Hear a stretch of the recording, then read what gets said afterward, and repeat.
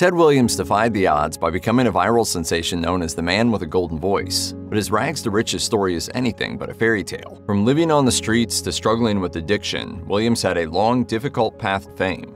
The story of Ted Williams reads almost like a modern fairy tale. He was discovered by pure chance in 2011 as an unhoused man begging for money in the middle of a road in Columbus, Ohio. The journalist taking the video was just looking for a good scoop and asked Williams to show off the God-given golden voice he advertised on his handwritten sign. I'm gonna make you work for your dollar. Say something with that great radio voice. When you're listening to nothing but the best of oldies, you're listening to Magic 98.9. The video on Williams' smooth baritone quickly went viral, racking up millions of views. Nearly overnight, Williams was being approached with offers for work in radio and voiceover. Almost instantly, he was something of a celebrity, and his future seemed set. In reality, though, that future wasn't exactly smooth sailing. As a young man, Williams didn't exactly have the best relationship with his father. To put it simply, his father didn't approve of his youthful ambitions to make it as a radio broadcaster. And so, in an act of youthful rebellion, he ran away and joined the army at the age of 17. But as he explained in his biography, A Golden Voice, things didn't go smoothly. While serving in the army, Williams saw a future of meaningless work that would take him nowhere toward his goals. He started drinking and eventually became something of a black market dealer for his fellow soldiers, acquiring items for them and making sales without authorization. His activities eventually caught up to him, but his commanding officers liked him enough to simply send him away with a dishonorable discharge.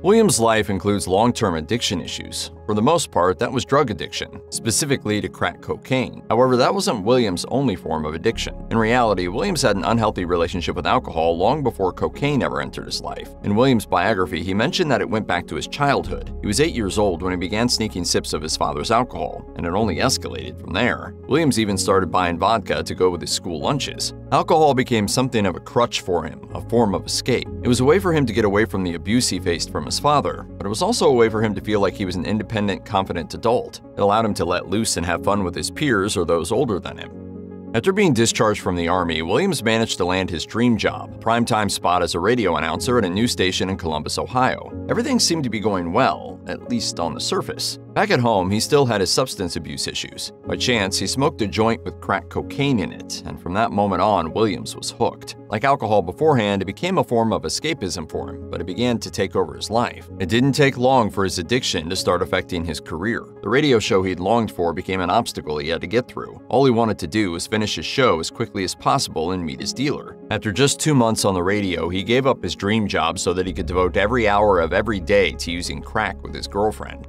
Since finding fame, Williams has been open about the low points of his life, including the stints that he did in prison. The life of crime wasn't unfamiliar to him. As he explains in A Golden Voice, he needed the money to help fund his addiction, so he turned to petty theft. It started right after he lost his job at the radio station, when he did his best to swipe all their CDs on his way out the door. His dealer at the time really loved music, and that mattered more than any burned bridges. From then on, he turned more and more towards shoplifting, cobbling together $20 at a time. But this wasn't some thrilling life of crime, the kind of thing depicted in movies. Sure, he'd use his charms to talk his way past cashiers and take his spoils to local nightclubs where he'd become known as a small-time supplier. He even kept a list of clients in his head and took jobs as they came in. But this was just shoplifting at the request of normal people, nothing glamorous. As Williams wrote in his book, robbing banks? No, not me. I stole detergent, deodorant, toothpaste, and soap from drugstores. My big score was oil of Olay face cream because it was a small container.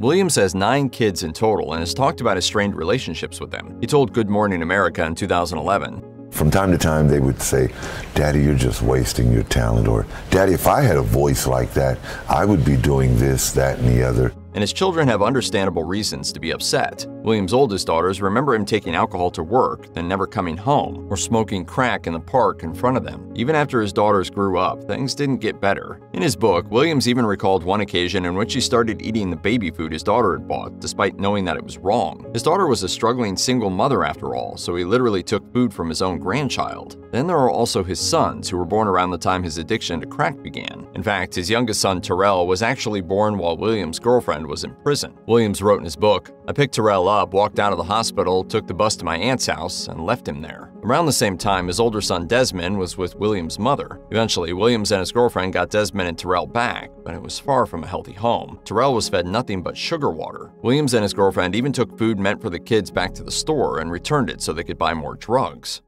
Even without further context, just knowing that Williams missed his own father's funeral is pretty tragic. But there's more to the story than that. A fact that makes quite a bit of sense when you know that Williams was deep into his drug addiction at the time of his dad's death. His family really tried to support him at the time, doing everything they could to get him there. His mother even sent him money to travel. Williams' aunt and uncle made all the necessary arrangements, setting him up with a hotel. However, Williams never showed up to the funeral. Instead, he'd spend all the intended travel money on more drugs. Things changed between Williams and his mother after that. She refused to hear his apologies for a full year. In his book, Williams recalled her first words to him. She said to him, "You could not even stand with me. You could not even be there when I lost my husband. Goodbye." When she said that, I felt it in my soul. I had disgraced the memory of my father, but I had also betrayed my mama. Couldn't escape it. In recalling the first few years of his life, Williams often made it sound like there wasn't really anything wrong. He wrote in his book, "Those first years, though I was still smiling, saying, 'It's all right, people. Ted Williams is fine,' even though nobody was fooled, because I was fooled. I believed it. To survive some days, I had to believe it." And after those first few years, well, he openly admitted that lying about his attitude became more of a habit than anything else, and a hard one to break at that. But even when he couldn't quite lie to himself anymore, he still wanted to lie to everyone around him. He wanted them to believe that he was smart, happy, and harbored no shame over what was happening. Over time, after seeing how his family wanted better for him, he could eventually admit the truth. He wrote in his book, "I was nothing more than a broken man desperately hustling for the next fix." Williams was swept up in his huge media frenzy after going viral. Job offers, interviews, the works. But as he explained on the Tamron Hall show, he'd barely been clean and sober for 30 days when that video was taken and jobs were being thrown his way. He started signing a bunch of contracts for gigs, agents, and lawyers, and it all just proved too much for him. Twice in 2011 alone, he ended up relapsing and started to drink again, something that he admitted to while speaking with Dr. Phil. Following that admission, he voluntarily checked into rehab, but he didn't actually stay for long, which prompted some concern. Williams explained his actions, telling E! News, "I walked out of treatment because it was a little scripted, I felt. There was no anonymity. I'm going to try and truly get back into the swing of things." As time has passed, Williams does seem to have kept that promise. As of his 2021 interview with Hall, he'd been sober again for years. "I don't want people to think of me as I left this earth that I was a crackhead. I want them to see the impact."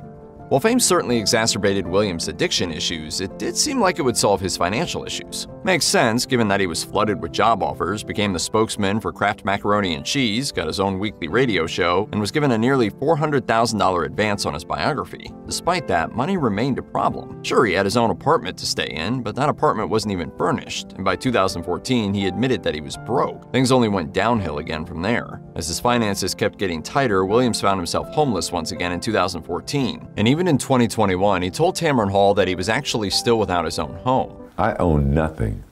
I own nothing. Though he didn't go into detail, he did reveal that his stints in prison made it hard for him to get a home, and that his situation hadn't changed much in the past 7 years. He wasn't out on the streets and was staying with a friend at the time of the interview. However, he did have hope for the future and was grateful that he and his family had fully reconciled over the years. Who hasn't thought about how cool it would be to go viral? It's a tantalizing thought for many of us, but Williams has found that internet fame is sort of a double-edged sword. On one hand, he is grateful that the whole thing happened, according to a golden voice. He recognizes that his video going viral changed his life for the better, but at the same time, he explains that he can hardly watch the clip that made him famous. Williams wrote in his biography, "The world might hear a homeless man with a golden voice, but I see a version of myself I don't like." To him, all he saw was himself at his lowest, a reminder of exactly how bad things were, and one that he can't ignore or deny. There was no hiding that he was desperate and willing to do anything for $1, not to mention the fact that he'd thrown away the life he'd once had. That said, he's lightheartedly recognized other drawbacks to fame as well, explaining to Tamron Hall that sometimes he wishes he hadn't gone viral. Williams told the host, "There are people that I see on the streets of Columbus, Ohio that, from time to time, 'Hey, are you that dude?' and then, 'Let's take a selfie,' and I'm in the middle of eating." If you or anyone you know needs help with addiction issues, help is available. Visit the Substance Abuse and Mental Health Services Administration website or contact SAMHSA's National Helpline at 1-800-662-HELP 4357.